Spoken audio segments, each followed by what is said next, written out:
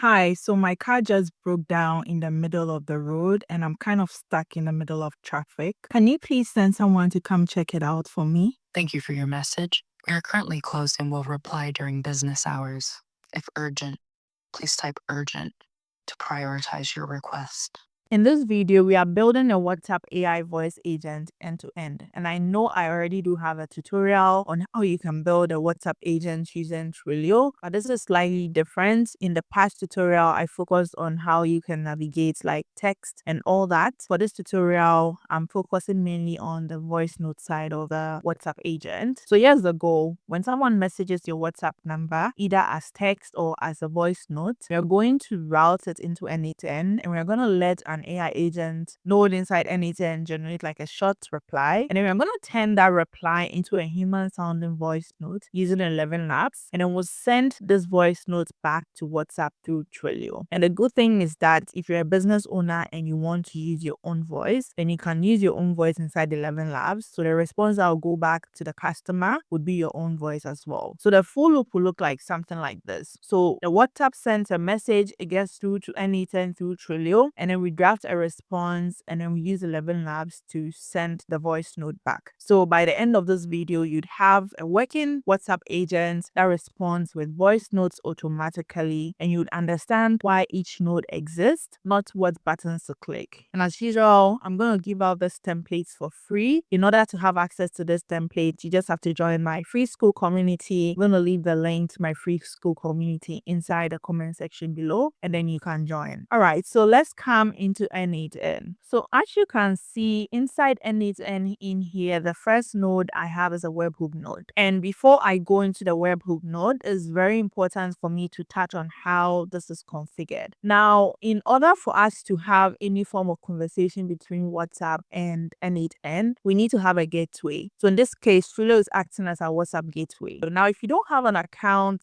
set up with Twilio, I do recommend that you create an account. You can create a free account and then get a phone number that way. I do have a paid phone number because of some of the use cases I work on, but you need to create an account and you can get a free account. Especially if you are based in the US, then you can get a free phone number which you can use as well. Okay, so let's come into Twilio and take note of the account SID and the authentication token as well as the phone number you have in here, because we'll be using it later on in the tutorial. But once you come into Twilio, what you're interested in right now is to come into messages, and then you click on send message. Now when you click on send WhatsApp message, it's gonna give you this sandbox in here. So what we are interested in here is you can basically scan the QR code you see, or you can basically message the specific number you see in your Twilio dashboard, and then you have to include with a code join degree history, and that way it would open a sandbox for you as well. Now inside the sandbox settings, you want to put in your webhook URL, right? And in this case, we are using the webhook URL you would receive when you put in the webhook node. So as you can see, I have a webhook node inside n8n here, and so the webhook URL is one of these. So if this configuration makes it to production, then I'll be using the production URL, but right now I'm just using the test URL. So once you have the test URL, what you just have to do is come into Twilio and then you put it inside here, and then for the method you're just going to choose a post, and then you click on save. And like I mentioned earlier, take note of your account SID. So let's copy the account SID because it's very important for us to create some credentials, because we'll be using the credentials later on in the tutorial. So I'm going to come back into the credentials tab in here, and I'm going to click on create credentials. And in here, I'm going to create the Twilio API credential, right? And in here is where I'm going to put my account SID and my authentication token as well. So once you have these things set up, we are good to go for the tutorial. So I'm going to come back into my workflow in here.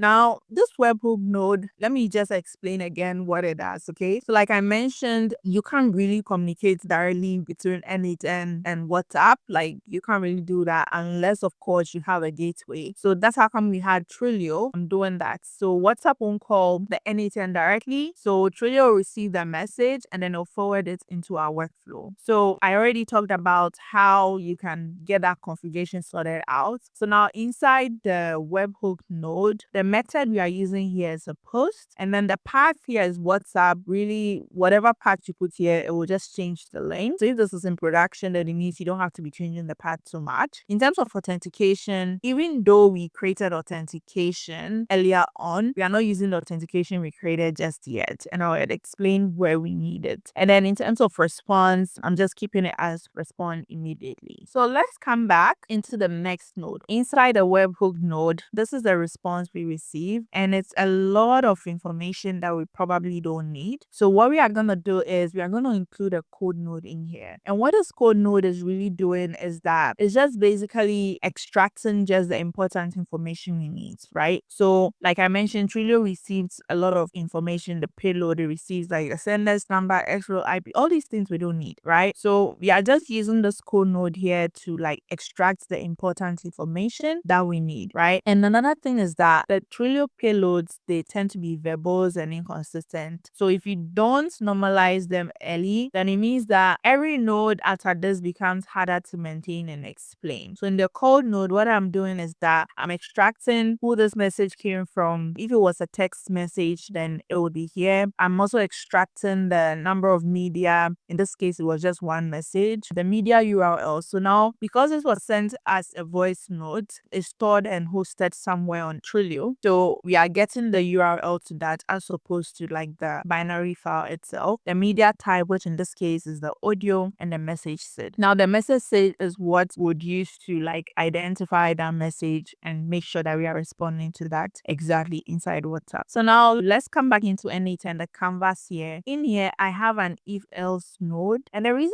why I have an if else node here is that I want to check whether the message contains media, which is like a voice note, or it contains text, right? Remember, I mentioned that for the scope of this tutorial, I just want to focus on just the media side of things as opposed to like the text side of things. If you really want to know how the text side of things work, then I recommend that you watch my previous tutorial. I'm going to link that in the video as well so that you can go check it out. So in here, all what I'm saying is that if the media is greater than 0 and it's audio, then route it somewhere, okay? So I want to make sure this is audio because know that customers can send photos and all that as well into WhatsApp, but I'm just focusing on audio in this tutorial, which is why I want to make sure that the media type is audio. Okay, so what happens is that if it's a text message, then there's no need to download it. But if it's a voice note, because it's hosted on a server somewhere in Twilio, we want to make sure that we are downloading it first. So this is why I have the if else node in here. So now that I have specified that I'm looking at just voice notes, I'm going to go through what happens if it's a voice note. So if it's a voice note, I want to download the media, and this is exactly how I do it. So I have this HTTP request node in here. So I'm just using a get method and I am passing the media URL. As you can see, I have some form of authentication here. So the reason why I have like an authentication here is that the Twilio media URL file is not a public file, right? They are protected by Twilio's endpoint. So if n8n tries to download the voice notes, Twilio will only allow it if you prove you own that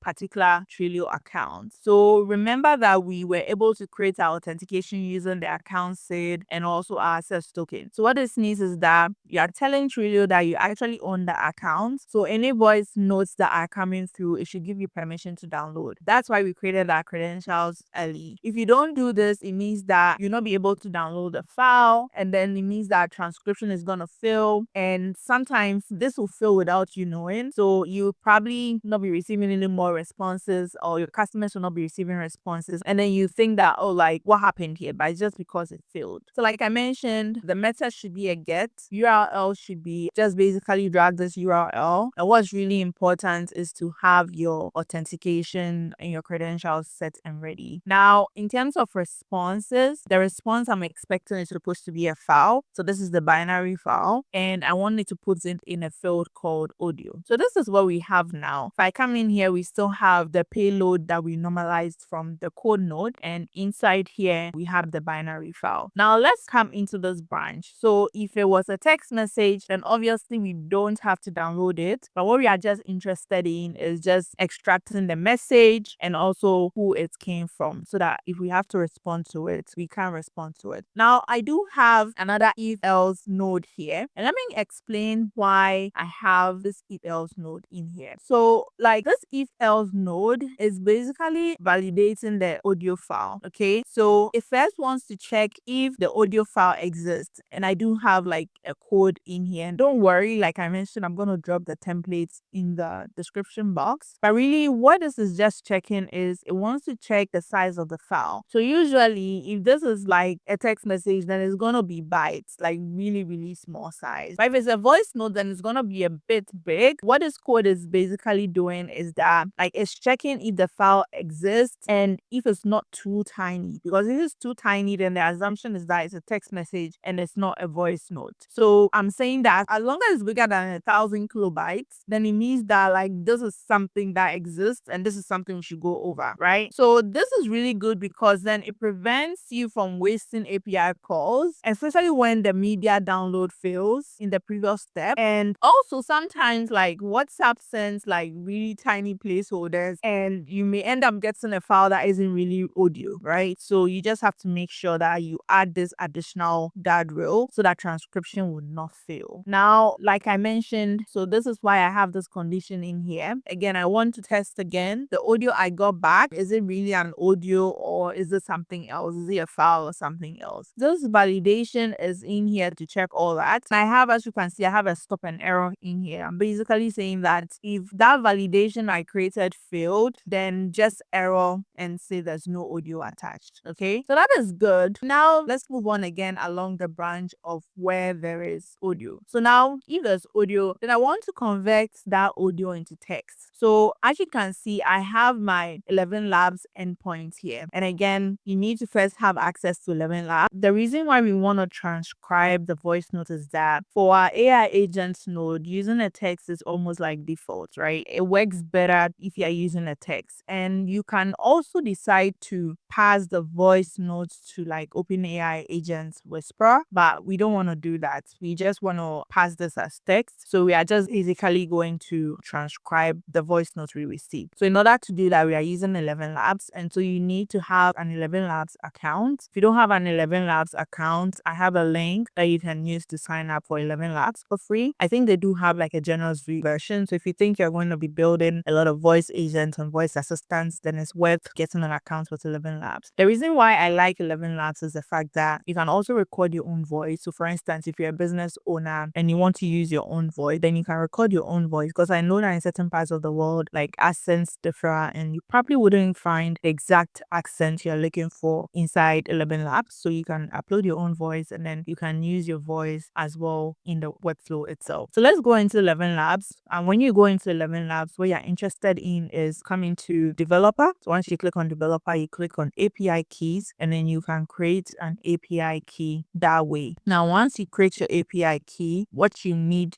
to do now is basically come in here. In this case, what we are looking at doing is to transform speech to text, and we are looking to create a transcript. So you click on create transcript and then you just copy the scroll code. Now, this scroll code here does not have all the information we need to pass. Things like language code, right? They're optional. So I do recommend that you have the language code set, especially just to handle the things I said, like accent and all that. Maybe I may say hello, but it might sound different in a different language, right? And if you allow the model itself to detect the language, then it may detect a wrong language and it would sort of like mean something different in a different country. So you set a language code. So in this case, English. So English is EN. If you're in a place where French is spoken predominantly, then you just select the language code for French in there. So you just copy this call code and then you come into n8n. Inside your HTTP request node, you just import curl. And like I mentioned, you need to pass in your API keys and also the language code. Those ones are very important. These ones are going to be populated for you, but like things like the file name, right? You want it to be called audio. So those are things that you need to set as well. Now you can see that it's being transcribed for us. The use case I was exploring is really like saying that my tie is flattened and so I need some help, right? So it transcribed the text for us now. So now that the text is transcribed, you can now pass it into your AI agents node. And inside the AI agents node really is just a simple system message I'm using here. And this is dynamic, like you can really change the system message based on what this exact use case is for. In this case, this is just an after hours bot. So I'll just say that regardless of the message message that comes through, I just wanted to always say like, we've received your message, our office is currently closed, but if it's urgent, respond with urgent. And this is where you can introduce like decision making and switching rules. In my previous WhatsApp tutorial, I introduced different like decision making parts like routes using the switch node. So if you want to have like something happen when the customer says it's urgent, then basically you can watch that tutorial, because then it would help you know how you can design the flows and the decision making and all that. And again, as you can see, I have like the 2 user messages I'm expecting, which is the transcripts or the text. Any of the ones that come through, I just want to have a response for it. And mind you, like sometimes people will send a voice note, will send a text message and all that. So you really need to like decide on how you want to architecture this. This can get complicated really quickly. All right, so let me close this now. And then I'm using like the OpenAI LLMs. Again, you can decide whatever LLM you want to use, Claude, Gemini, which one you want to use. Like it really comes down to what you want.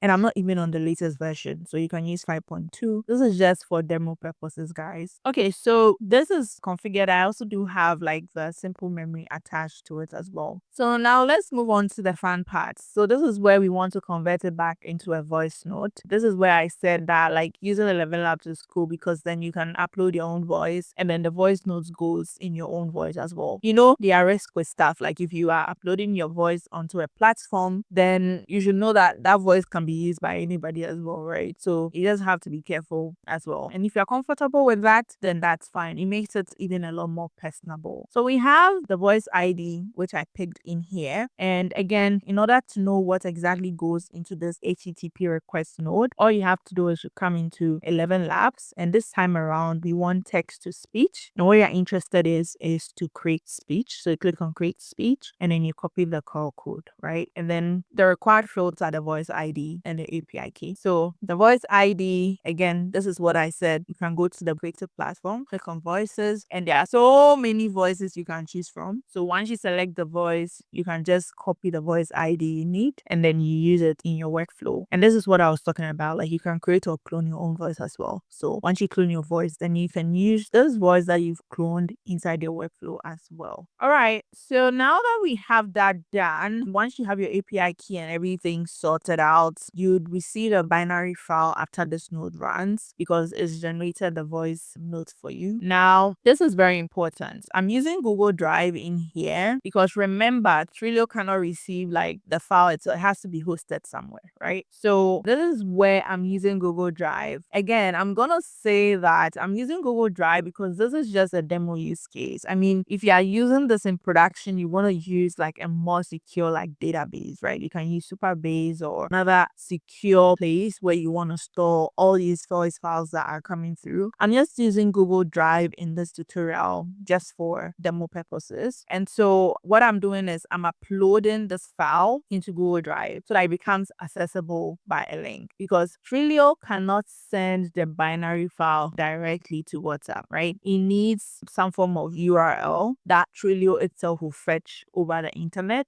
and then render that into WhatsApp. So you definitely need to have like your file hosted somewhere, and I decided to host it in Google Drive. Okay, so like I've already talked about, for a real production workflow, do not use Google Drive, guys. Host it somewhere like Supabase storage, Cloudflare, or S3, because this will give you like stable direct file URLs with no redirect issues. Okay, so inside my Google Drive node, I already have my Google Drive credentials created. I do have a tutorial where I've walked through how you can create your own Google Drive credentials as well. I'm gonna leave that again in this tutorial so that you can go check it out and then you can create your own Google Drive credentials. And then question is upload. I'm trying to upload a file, and I already created a folder in Google Drive, and I call the folder after hours. And so everything is being stored in here. What is really important to me from this output is the ID, right? Because in order to make this URL accessible by the internet, you need to sort of change how the link is being sent. From our previous step, you can see that there are multiple URLs that have been given to us. You can see a URL here, URL, so many URLs. But in order for you to